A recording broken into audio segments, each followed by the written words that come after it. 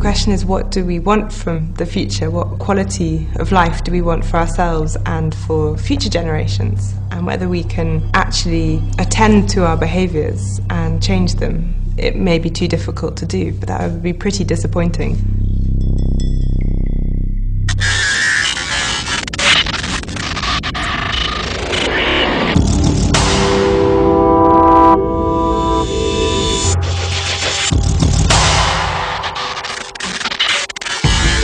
How do we provide energy, keep a clean environment, allow people all over the world to come up to the scale of prosperity and health, provide them with food, clothing, shelter, and clean water?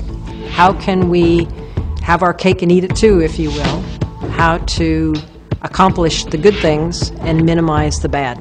It is the system that keeps us digging bigger holes and putting more trash in them and putting it into the ocean. And if we think about what we actually do and the amount of products you use every day and the things you throw away, it's quite extraordinary. Making a transition to a more sustainable planet is the ultimate challenge for all of us today. We want to tackle really important societal problems, and of course that does require pulling together basic science, engineering, end users. The challenge for me tries to address the issue of societal wealth, how to maintain it into the future, in particular how so-called developing world can increase their standard of living and yet do it in a sustainable way. I see real possibilities for developing countries to make new contributions. Not only do they have the opportunity to start from scratch, but they're also not locked into old knowledge. As the world's second largest economy, China is becoming an increasingly important innovation center, focusing on an R&D collaboration and early-stage innovation development. Maintaining the engineering and physical sciences capability to respond to future challenges and opportunities does not happen by accident. Many of the global challenges we face require cross-disciplinary teams using flexible funding. The method is not to pick winners, is to reduce barriers and maximize the chance of any technology getting traction. Working with China on innovation is key, as it explores the potential to build a pool of technology collaborations to break down barriers to collaboration and innovation. From working with scientists and engineers, I've learned we're all creative people. I think that's really where we break down the barrier of the supposed two cultures. I'm very hopeful that this summit will find some common themes and perhaps suggest best practice or suggest experiments, almost like a startup company. Grand challenges implies that it can be solved from the top down, and I reckon a lot of it will probably be solved from the bottom up. It's always the unexpected that comes out of a new technology. It's never the way that we imagined it would be, and that's also where great innovation comes from. Nobody understands this more intuitively than children who have been brought up in the age of information technology. They don't quite understand what impossible means. They don't have the scars people like me have, so they're unencumbered. They know that they are connected to others like them all around the world, and that their future is a future that is shared by everybody. This brings both daunting challenge and, I think, great hope.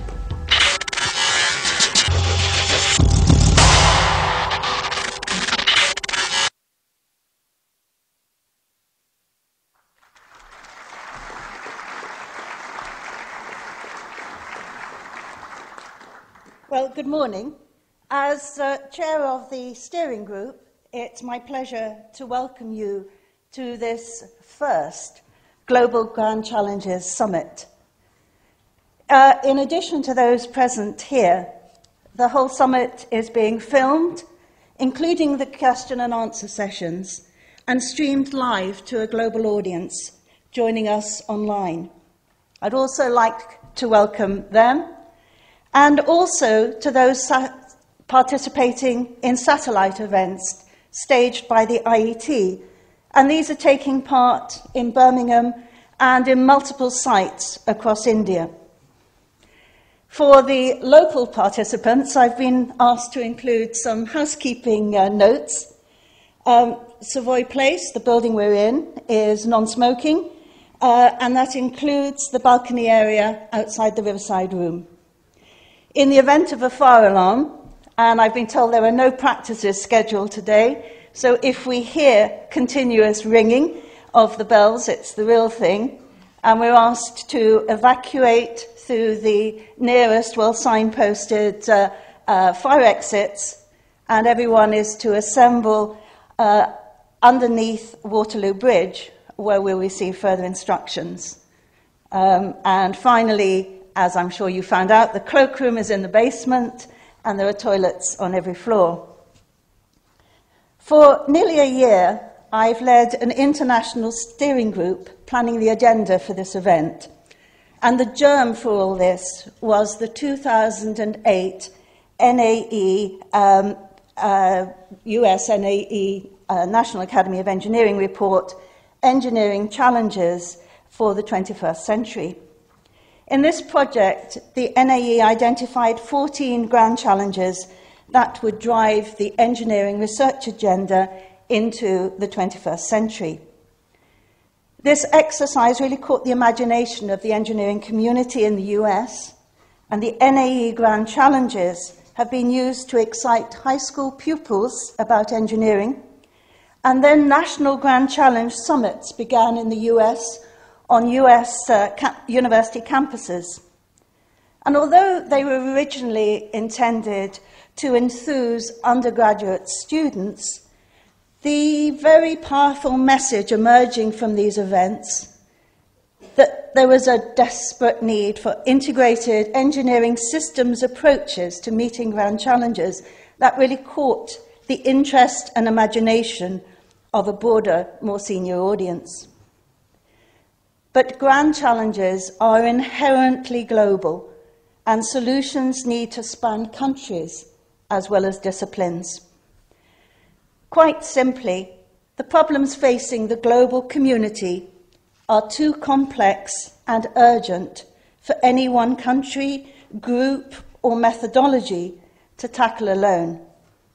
And that's why I was so pleased to be asked to chair this first Global Grand Challenges Summit, in which the NAE, the Royal Academy of Engineering, and the Chinese Academy of Engineering have come together to explore collaborative approaches to tackling global grand challenges. In preparing this summit, we had some discussion about the relevance of the 14 grand challenges set by the NAE in 2008 to the world in 2013. Should the point of the London summit be to introduce a 15th grand challenge or to come up with a new set of challenges? And in the end, we decided that just missed the point. The 14 NAE Grand Challenges were not intended to be the last word on our engineering priorities in this century, and shouldn't be read as such. Instead, they should be seen as a call to action, to demonstrate that an engineering-led approach can define any global challenge and create a pathway to a solution. That engineering know-how can be the focus of creativity and of the wider networks required to make a difference and overcome these challenges.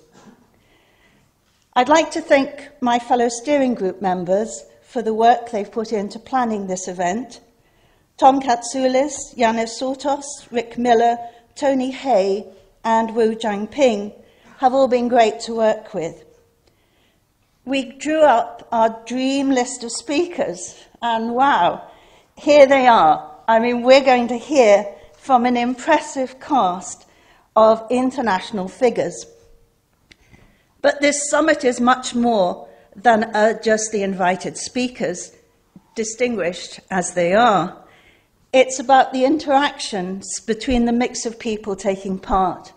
We have very senior policy, industry, research and education leaders coming together with the leaders of tomorrow, promising students, researchers and emerging industry stars. We very deliberately have allocated lots of time for questions and discussion, and it's this dialogue across disciplines and sectors, as well as across generations, that we hope will lead to a wealth of fresh ideas and hence practical solutions. Because this summit is not about listing or analysing big challenges, but rather about developing solutions, real solutions based on innovative ideas that address grand challenges holistically and don't just move the problem elsewhere. Solutions that are aspirational but grounded in pragmatism. Put simply, the aim of the summit is to formulate action plans to take forward. I believe that while engineering has a very special role to play, effective responses to these grand challenges will be inherently interdisciplinary, collaborative, and international. I'd like to end by thanking our sponsors, Lockheed Martin, the Engineering and Physical Sciences Research Council, and the Institution of Engineering and Technology, and also Microsoft, who sponsored the Grand Challenges Summit Day held yesterday. I'm really grateful to the Academy's staff, whose hard work has made this event happen. And as the host Academy, the Royal Academy of Engineering has borne much of this load.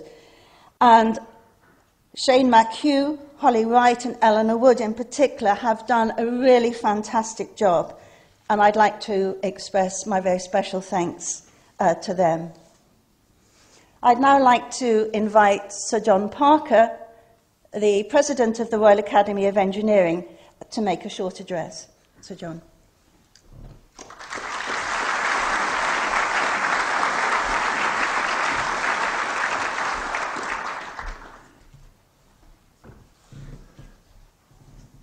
Well, my lords, distinguished guests, ladies and gentlemen, as President of the Royal Academy of Engineering, it is my very great pleasure to welcome you all to London to this first Global Grand Challenges Summit.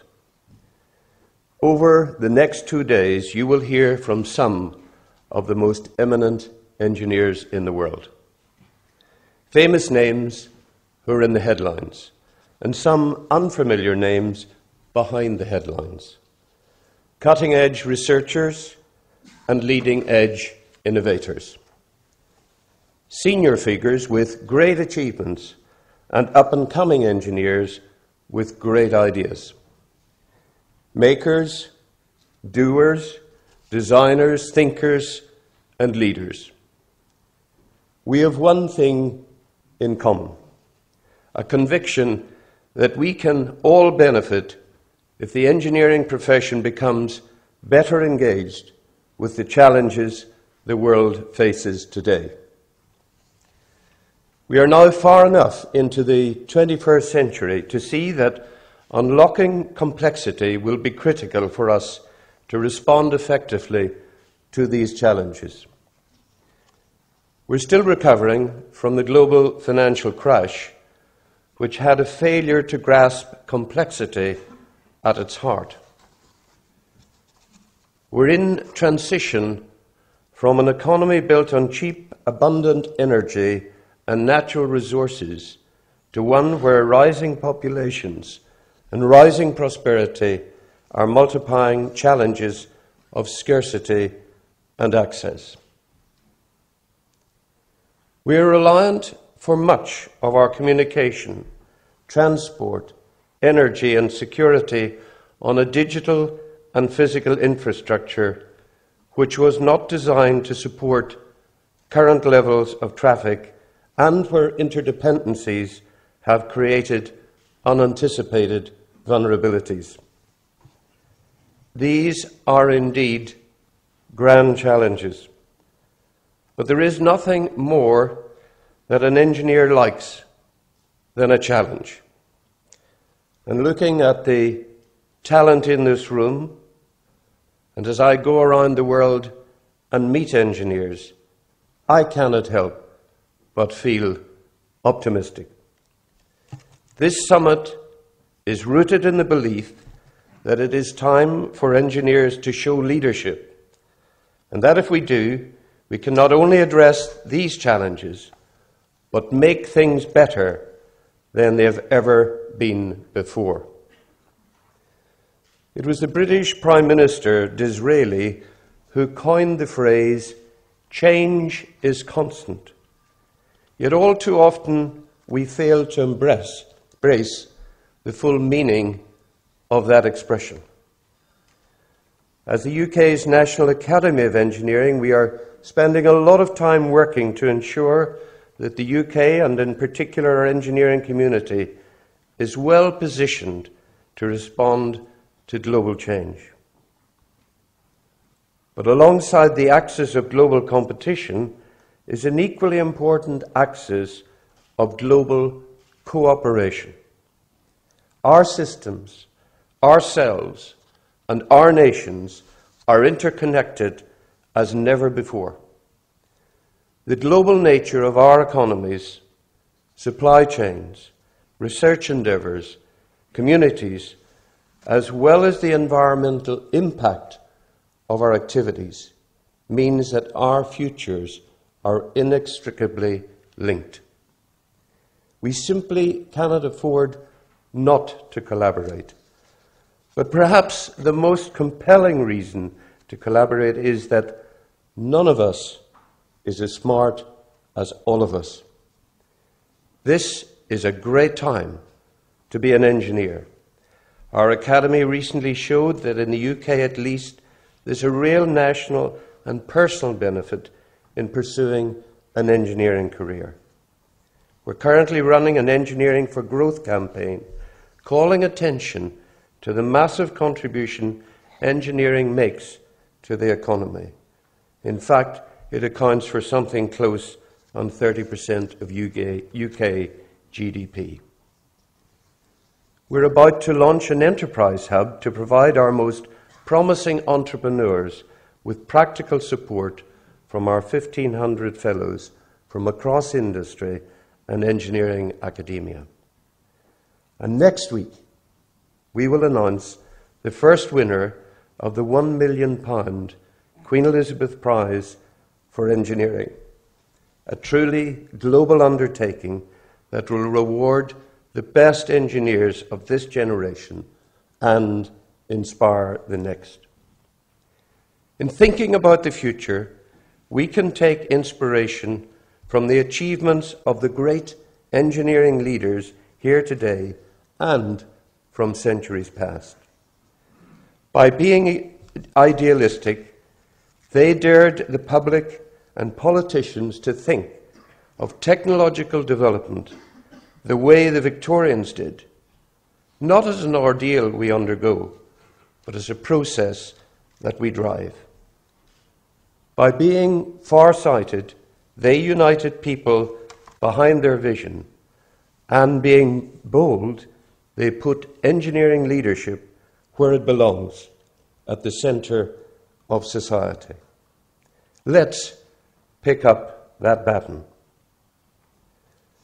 Before I close, I would like to add my thanks to that of Dame Anne Dowling, to the United States National Academy of Engineering for inviting us to host this first Grand Challenge Summit, and particularly Chuck Vest, who led so much of this work, but sadly he can't be here today, but we're shortly to hear from his successor.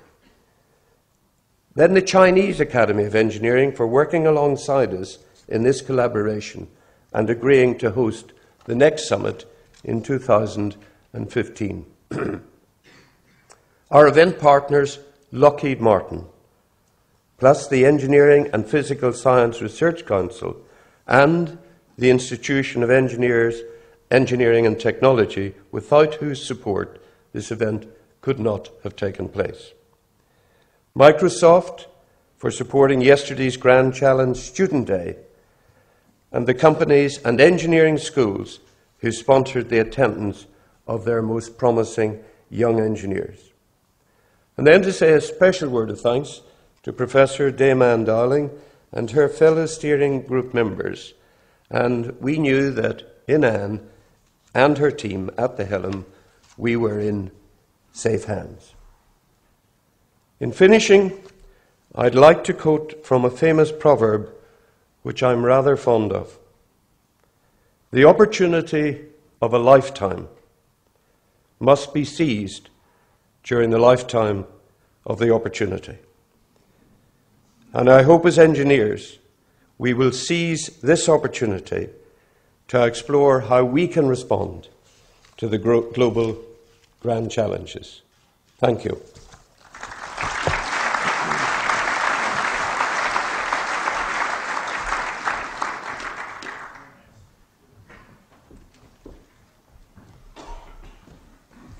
Thank you, Sir John. I'd now like to invite Professor Dan Moat, Officer and President nominee of the US National Academy of Engineering, to make a short address.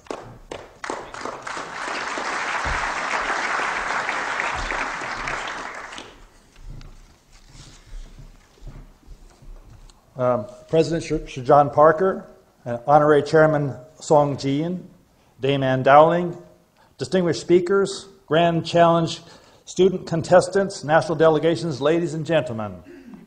The U.S. National Academy of Engineering is a most enthusiastic sponsor of this first Global Grand Challenges Summit. We thank the Royal Academy of Engineering for organizing the summit and for its splendid hospitality for all delegations and attendees. Even more importantly, we thank the Royal Academy of Engineering for leading the first partnership of our three national academies into the domain of global grand challenges. The Grand Challenges is an initiative of the U.S. National Science Foundation that was initiated and put into place during the NAE presidency of William A. Wolfe. Subsequently, the current NAE president, Charles M. Vest, has championed it enthusiastically, where its reach into educational programs, competitions, national symposia, and visions of the future has expanded greatly. In fact, it has legs for the students who really are going to solve these problems.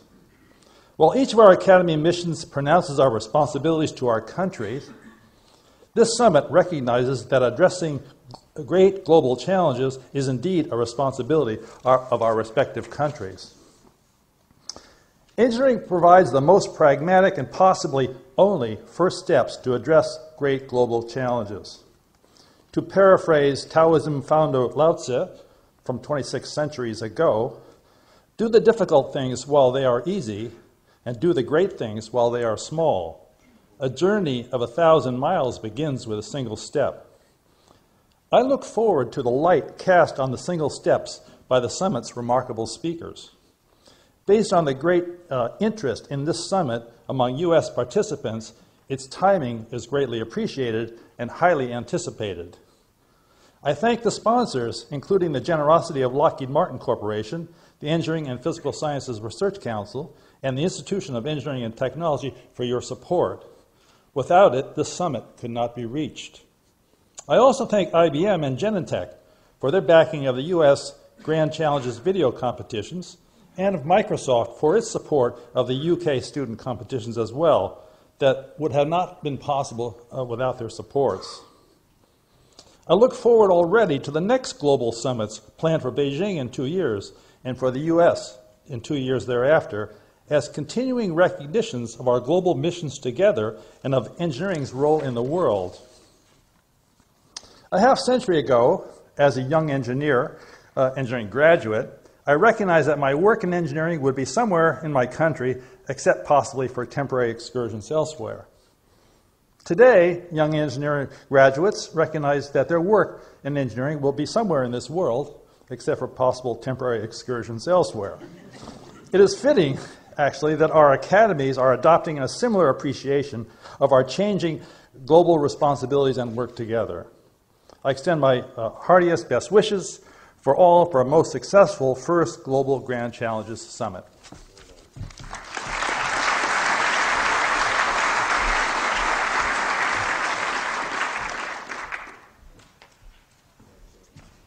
Thank you very much, Professor Moat. I'd now like to invite Dr. Song Jiang, Honorary Chairman of the Governing Board of the Chinese Academy of Engineering, to make a short address.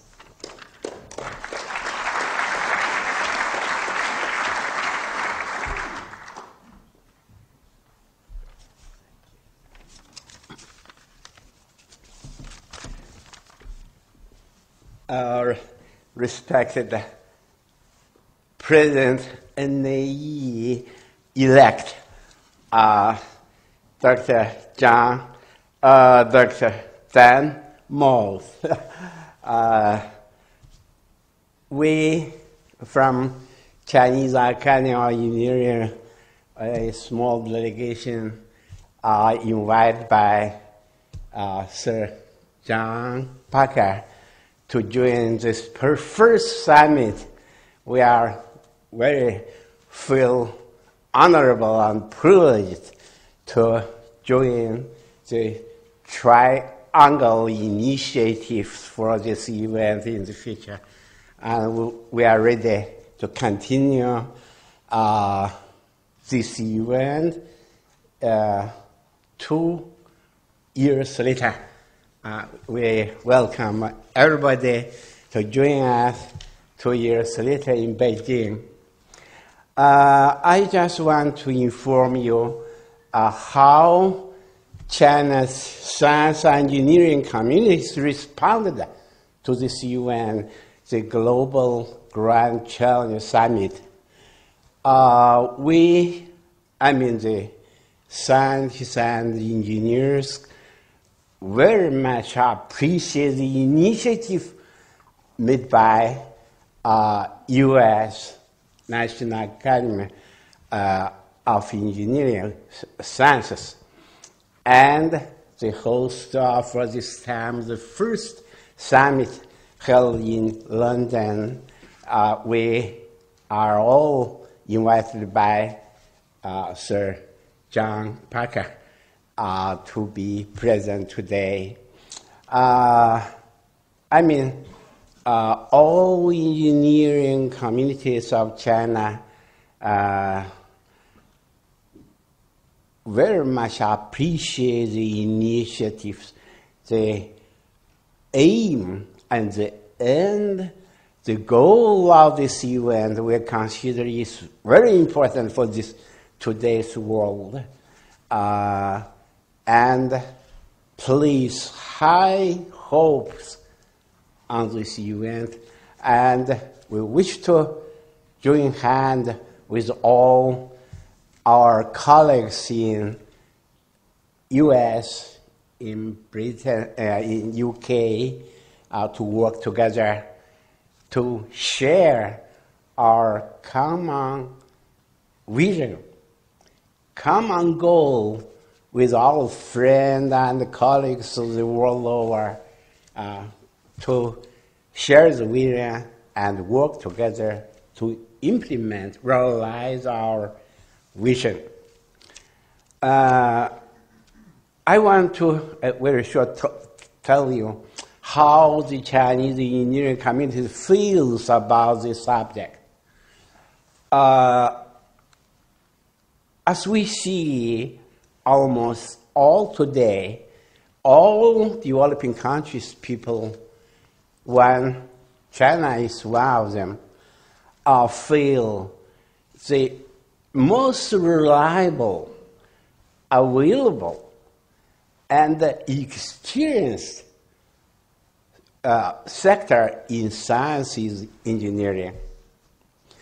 For sustainable development, for battle of the disaster, whether it's natural or man-made, to improve the living of people, alleviate poverty, and so forth, protection of the environment. All we can rely on and absorb, get some knowledge, experience from this sector of science. So it is extremely extremely important for the European countries to keep the path what our predecessors have gone so successfully. The second, it is the common goal, common vision, even in, as I see personally, in developing countries, as just our president said very eloquently, China, we have a proverb, anything wrong can open at any time. Disasters, earthquake, tsunami, tornado can happen every time. It brings great loss of lives and wealth for population. So humankind should be ready, prepared to struggle with our own survival and development. Because recently China, Japan, and India, Southeast Asia, we experience great losses from earthquakes, tsunami, and so forth. This kind of things could happen anytime. So we say, moon waxes, wanes. So we have to prepare. And the engineering science is the only one, the only important, reliable, and available for everybody, for all nations to battle against the disasters, to prevent losses. So we really hope this idea, this vision could be continued generation by generation. Any generation will not be able to quit or ignore engineering and science. We should, I hope we, all the documented speakers,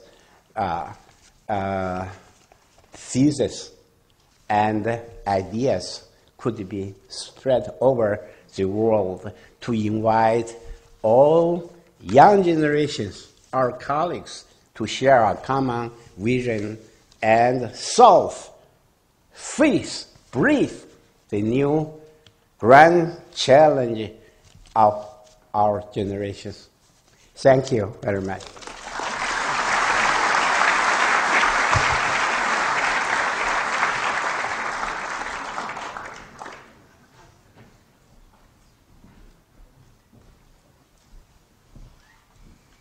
I would now thank you very much, Dr. Song. I'd now like to introduce the moderator for this summit, Professor Jim Al-Khalili. Jim is Professor of Physics at the University of Surrey. He is also an author and broadcaster who regularly presents TV science documentaries. And he's the presenter of a weekly Radio 4 program, The Life Scientific. Jim, I'm now going to hand over to you.